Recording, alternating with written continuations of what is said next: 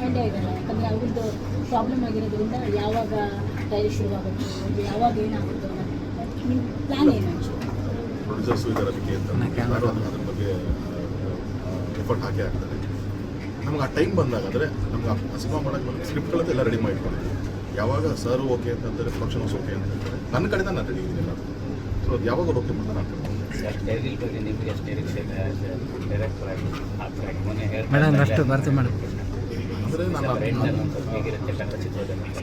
ಅಲ್ಲ ನಾನು ಅಂದರೆ ನನಗೆ ಡೈರೆಕ್ಟರ್ ಪ್ರಕಾಶ್ ಅಣ್ಣ ಕೂಡ ಅವಾಗ ಅದರದ್ದೆಲ್ಲ ವಿಷಯಗಳನ್ನ ಡಿಸ್ಕಷನ್ ಮಾಡ್ಬೇಕಾದ್ರೆ ಮಾತಾಡಿದ್ದು. ನಾನು ಕಾಟೇರ ಸೆಟ್ಟಿಗೆ ಬಂದಾಗಲೂ ಪ್ರಕಾಶ್ ಅಣ್ಣ ಒಂದಷ್ಟು ವಿಷಯಗಳು ಹೇಳೋದ್ರ ಬಗ್ಗೆ. ಆ್ಯಂಡ್ ಅದಕ್ಕೆ ಕ್ಯಾಮ್ರಾಮನ್ ನಮ್ಮ ಸುಧಾಕರನೇ ಇರೋದು, ಅಜನೀಶ್ ವಿಸಿಟ್ ಮಾಡ್ತಾರೆ. ಸೊ ಅದು ಅದ್ಭುತವಾದ ಟೆಕ್ನಿಷಿಯನ್ ಟೀಮ್ ಇದೆ, ಒಂದು ಅದ್ಭುತವಾದಂಥ ಒಂದು ಡೈರೆಕ್ಟರ್ ಇದ್ದಾರೆ ಅಂತಂದಾಗ ಬೇಸಿಕಲಿ ಒಂದು ಹೋಪ್ ಇದ್ದೇ ಇರುತ್ತೆ, ಚೆನ್ನಾಗಾಗುತ್ತೆ ಸಿನಿಮಾ ಅಂತೇಳಿ. ಸೊ ಆ ನಿಟ್ಟಿನಲ್ಲಿ ಅವ್ರು ಬಿಟ್ಟಂಥ ಗ್ಲಿಮ್ಸು ಅದೆಲ್ಲನೂ ನಮಗೆ ತುಂಬ ಎಕ್ಸೈಟ್ ಆಗಿದೆ.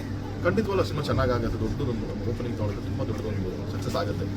ಎಲ್ಲ ಸಿನಿಮಾಗಳು ನಮಗೆ ಅದೇ ಹೇಳ್ತೀವಿ, ಸೆಕೆಂಡ್ ಹಾಫಲ್ಲಿ ಬರುವಂಥ ಎಲ್ಲ ಒಂದು ಹೈ ಬಡ್ಜೆಟ್ ಸಿನಿಮಾಗಳು ಚೆನ್ನಾಗಾದರೆ ಮಾತ್ರ ಇಂಡಸ್ಟ್ರಿಯಲ್ಲೂ ಮನಿ ಫ್ಲೋ ಚೆನ್ನಾಗಿರುತ್ತೆ, ಇಲ್ಲ ಅಂತಂದರೆ ತುಂಬ ಕಷ್ಟ ಆಗಿದೆ. ಸೊ ಈ ಹೈ ಬಡ್ಜೆಟ್ ಸಿನಿಮಾಸ್ ಯಾವುದಿರುತ್ತೆ ಅದೆಲ್ಲನೂ ಚೆನ್ನಾಗಾಗಬೇಕು. ಸೊ ಅದು ಆ ನಿಟ್ಟಿನಲ್ಲಿ ಡೆಬ್ಯೂ ಕೂಡ ತುಂಬ ಚೆನ್ನಾಗಾಗಬೇಕು ಅನ್ನೋದು ಆಸೆ. Thank you sir.